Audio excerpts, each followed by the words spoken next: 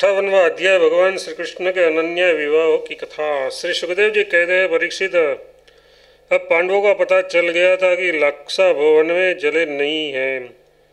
एक बार भगवान श्री कृष्ण उनसे मिलने के लिए इंद्रप्रस्थ पधारे। उसके साथ सात्यकी आदि बहुत से यदुवंशी भी थे। जब वीर पांडवों ने देखा कि सर्वेश्वर भगवान श्री कृष्ण पधारे हैं तो जैसे प्राण का संचार होने पर सभी इंद्रियां सचेत हो जाती है, वैसे ही वे सब के सब एक साथ उठ खड़े हुए। वीर पांडवों ने भगवान श्री कृष्ण का आलिंगन किया। उसके अंग संग से इनके सारे पाप ताप धुल गए। भगवान की प्रेम भरी मुस्कुराहट से सुशोभित मुख सुषमा देखकर वे आनंद में मग्न हो गए। भगवान श्री कृष्ण ने युधिष्ठिर और भीमसेन के चरणों में प्रणाम किया और अर्जुन को हृदय से लगाया।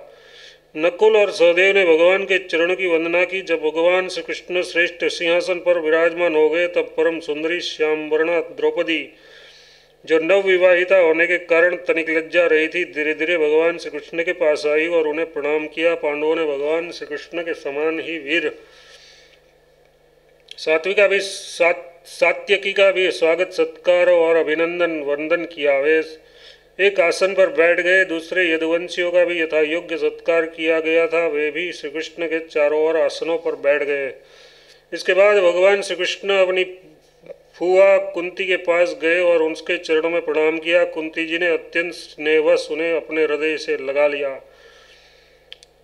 उस समय उनके नेत्रों में प्रेम के आंसू छलक आए। कुंती जी ने श्री कृष्ण से अपने भाई बंधुओं की कुशल क्षेम पूछी और भगवान ने भी उसका यथोचित उत्तर देकर उनसे उनकी पुत्र वधू द्रौपदी और स्वयं उनका कुशल मंगल पूछा। उस समय प्रेम की विह्वलता से कुंती का गला रुंध गया था, नेत्रों से आंसू बह रहे थे। भगवान के पूछने पर उन्हें अपने पहले के क्लेश याद आने लगे और वे अपने को बहुत संभाल कर, जिनका दर्शन समस्त क्लेशों का अंत करने के लिए ही हुआ करता है, उन भगवान श्री कृष्ण से कहने लगी, श्री कृष्ण, जिस समय तुमने हम लोगों को अपना कुटुंबी संबंधी समझकर स्मरण किया और हमारा कुशल मंगल जानने के लिए वायुक्रूर को भेजा, उसी समय हमारा कल्याण हो गया। हम अनर्थों को तुमने समाप्त कर दिया। मैं जानती हूँ कि तुम संपूर्ण जगत के परम हितैषी सुहृद और आत्मा हो। ये अपना है और ये पराया, इस प्रकार की भ्रांति तुम्हारे अंदर नहीं है। ऐसा होने पर भी श्री कृष्ण जो सदा तुम्हें स्मरण करते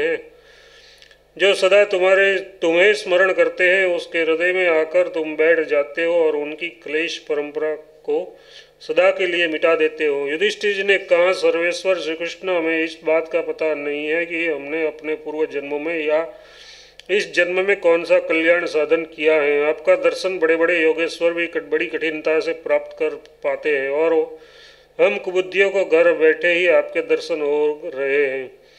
राजा युधिष्ठिर ने इस प्रकार भगवान का खूब सम्मान किया और कुछ दिन वहीं रहने की प्रार्थना की। इस प्रकार भगवान श्री कृष्ण इंद्रप्रस्थ के नर नारियों को अपनी रूप माधुर्य से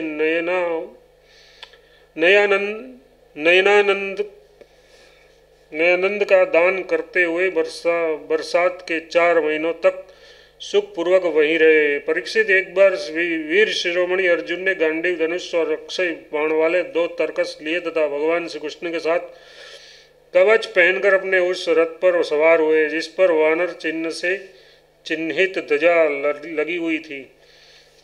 उसके बाद विपक्षी वीरों का नाश करने वाले अर्जुन उस गहन वन में शिकार खेलने के लिए, जो बहुत से सिंह, बाघ आदि भयंकर जानवरों से भरा हुआ था, वहां उन्होंने बहुत से वाघ,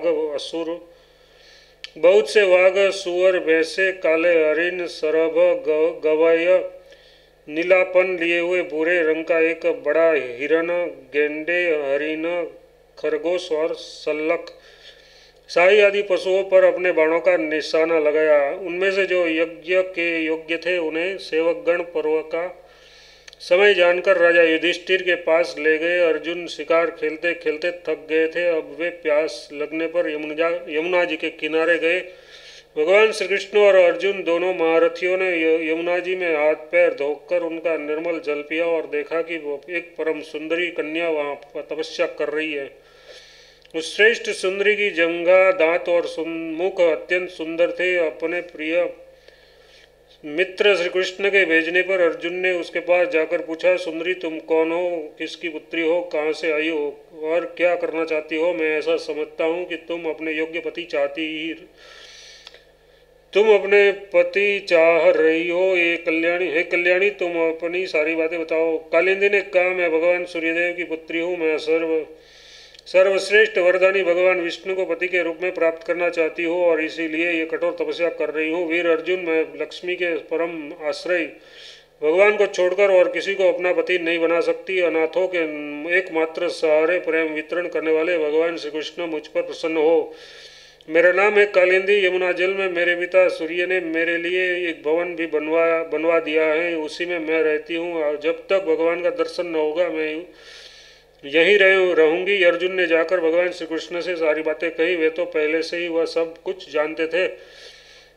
अब उन्होंने कालिंदी को अपने रथ पर बिठा लिया और धर्मराज युधिष्ठिर के पास ले आए। उसके बाद पांडवों की प्रार्थना से भगवान श्री कृष्ण ने पांडवों के रहने के लिए एक अत्यंत अद्भुत और विचित्र नगर विश्वकर्मा के द्वारा बनवा दिया। भगवान इस बार पांडवों को आनंद देने और उनका हित करने के लिए वहां बहुत दिनों तक रहे। उसी बीच अग्निदेव को खांडव वन दिखाने के लिए वे अर्जुन के सारथी भी बने। खांडव वन का भोजन मिल जाने से अग्निदेव बहुत प्रसन्न हुए। उन्होंने अर्जुन को गांडीव धनुष, 4 श्वेत घोड़े, एक रथ और 2 अटूट बाण वाले तरकस और एक ऐसा कवच दिया जिसे कोई अस्त्र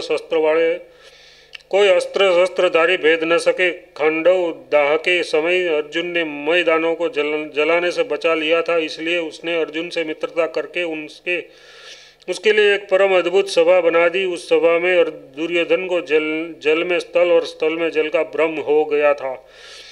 कुछ दिनों के बाद भगवान श्री कृष्ण अर्जुन की अनुमति एवं अन्य संबंधियों का अनुमोदन प्राप्त करके सात्यकी आदि के साथ द्वारका लौट आए। वहां आकर उन्होंने विवाह के योग्य ऋतु और ज्योतिष शास्त्र के अनुसार प्रशंसित पवित्र लग्न में कालिंदी जी का पाणिग्रहण किया। इससे उनके स्वजन संबंधियों को परम मंगल और परमानंद की प्राप्ति हुई। अवंती मतलब उज्जैन देश के राजा थे विंद और अनुविंद। वे दुर्योधन के वशवर्ती तथा अनुयायी थे। उनकी बहन मित्रविंदा ने स्वयंवर में भगवान श्री कृष्ण को ही अपना पति बनाना चाहा, परंतु विंद और अनुविंद ने अपनी बहन को रोक दिया।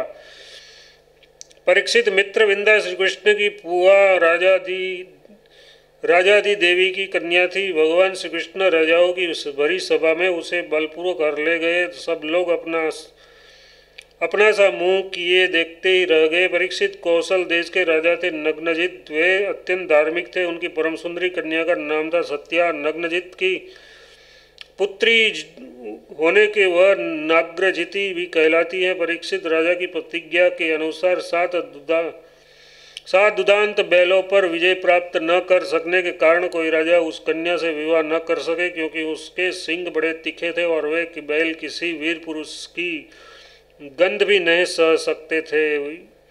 जब यदुवंश शिरोमणि भगवान श्री कृष्ण ने यह समाचार सुना कि जो पुरुष उस बैल को जीत लेगा उसे ही सत्या प्राप्त होगी, तब वे बहुत बड़ी सेना लेकर कौशलपुरी अयोध्या पहुँचे। कौशल नरेश महाराज नग्नजित ने बड़ी प्रसन्नता से उनकी आगेवानी की और आसन आदि देकर बहुत बड़ी पूजा सामग्री के साथ उसका सत्कार किया। भगवान श्री कृष्ण ने भी उसका बहुत अभिनंदन किया।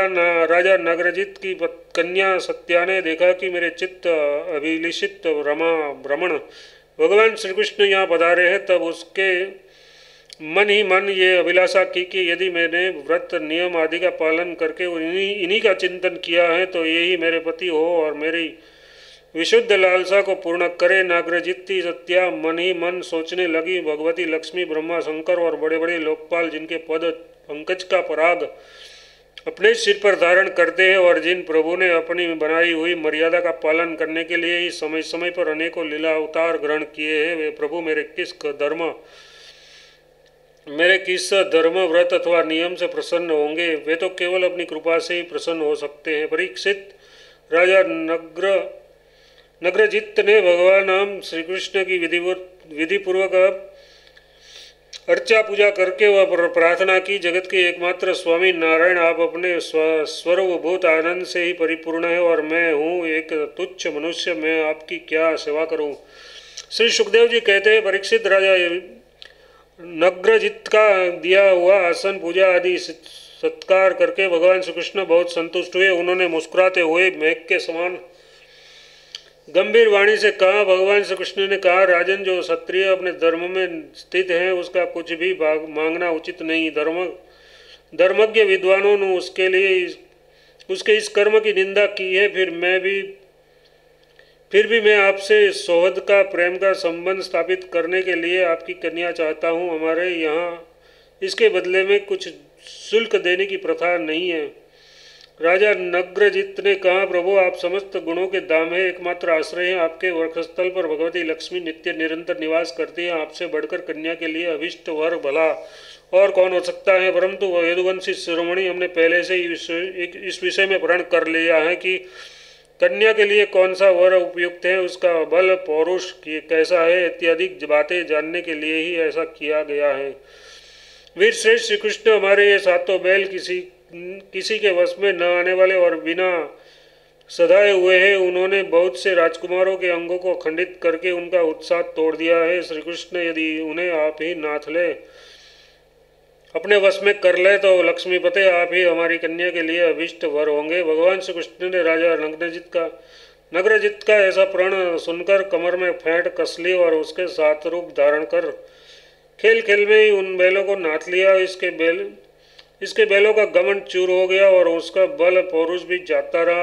अब भगवान श्री कृष्ण उन्हें रस्सी से बांधकर इस प्रकार खींचने लगे जैसे खेलते समय नन्हा सा बालक काट के बैलों को घसीटता है। राजा नग्रजित को बड़ा विस्मय हुआ। उन्होंने प्रसन्न होकर भगवान श्री कृष्ण को अपनी कन्या का दान कर दिया और सर्वशक्तिमान भगवान श्री कृष्ण ने भी अपने अनुरूप पत्नी सत्या का विधिपूर्वक पाणी ग्रहण किया। रानियों ने देखा कि हमारी कन्याओं को उसके अत्यंत प्यारे भगवान श्री कृष्ण ही पति के रूप में प्राप्त हो गए हैं। उन्हें बड़ा आनंद हुआ और चारों ओर बड़ा भारी उत्सव मनाया जाने लगा। संग ढोल नगारे बजाने लगे। अब और गाना बजाना होने लगा। ब्राह्मण आशीर्वाद देने लगे। सुंदर वस्त्र, पुष्पों के हार और गहनों से सज धज कर नगर के नर नारी आनंद मनाने लगे। राजा नग्रजित ने 10,000 गौवे और 3,000 ऐसी 9 युवतियाँ दासियों जो सुंदर वस्त्र तथा गले में स्वर्ण हार पहने हुई थी, दहेज में दी। उनके साथ ही 9,000 हाथी, 9 लाख रथ, 9 करोड़ घोड़े और 9 अरब सैनिक भी दहेज में दिए। कौशल नरेश राजा नग्रजित ने कन्या और दामाद को रथ पर चढ़ाकर एक बड़ी सेना के साथ विदा किया। उस समय उसका हृदय वात्सल्य स्नेह के उद्वेग से द्रवित हो रहा था। परीक्षित, यदुवंशियों ने और राजा नग्रजित के बैलों ने पहले बहुत से राजाओं का बल पौरुष धूल में मिला दिया था। अब जब उन राजाओं ने यह समाचार सुना, तब उसने भगवान श्री कृष्ण की यह विजय सहन न हुई। उन लोगों ने नाग्रजिती सत्या को लेकर जाते समय मार्ग में भगवान श्री कृष्ण को घेर लिया और वे बड़े वेग से उन पर बाणों की वर्षा करने लगे। उस समय पांडवीर अर्जुन ने अपने मित्र भगवान श्री कृष्ण का प्रयोग करने के लिए गांडीव धनुष धारण करके जैसे सिंह छोटे छोटे मोटे पशुओं को खदेड़ दे, वैसे ही उन नरपतियों को मार पीट कर भगा दिया। तदनंतर यदुवंश शिरोमणि देवकी नंदन भगवान श्री कृष्ण उस दहेज और सत्या के साथ द्वारका में आए और वहां रहकर गृहस्थोचित विहार करने लगे। परीक्षित, भगवान श्री कृष्ण की फुआ श्रुत कीर्ति कैकेयी देश में ब्याही गई थी। उनकी कन्या का नाम था भद्रा। उसके भाई